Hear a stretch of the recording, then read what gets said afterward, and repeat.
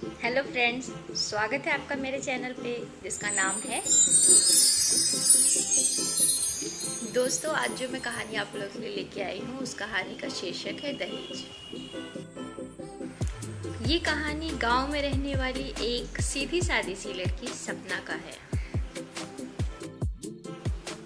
दोस्तों, इस कहानी के माध्यम से मैं आपको ये कहना चाहती हूँ कि जब दहेज की वजह से किसी लड़की की शादी नहीं हो पाती तो उसके स्वाभिमान को बड़ा ही ठेस पहुंचता है।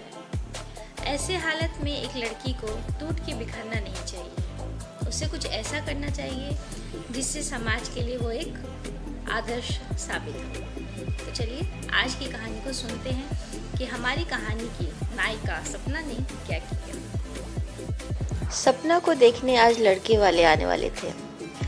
सपना को देखकर उसकी माँ बार बार यही कह रही थी कि बिल्कुल चांद का टुकड़ा लग रही है हमारी बेटी। लड़के वाले देखते ही एक बार में ही हाँ कर देंगे। कुछ देर बाद लड़के वाले भी आ जाते हैं। लड़के वाले सपना को देखते ही शादी के लिए हाँ कर देते हैं।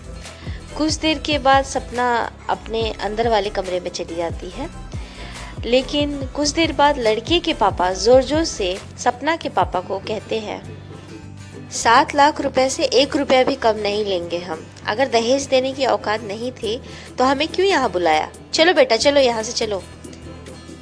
सपना के पिताजी लड़के के पापा के पैरों पे गिर गए और बोलने लगे कि अब हमारी लाज अब आपके हाथ में है, ऐसा मत कीजिए। लेकिन लड़के के पापा ने सपना के पापा को ठोकर मार दिया और वहाँ से चले गए। यह सब देखकर सपना को बहुत दुख हुआ, उसके स्वाभिमान को ठेस पहुंचा और वो सोचने लगी शायद इसीलिए लड़की के जन्म लेने पर उसके माता पिता शोक मनाते हैं।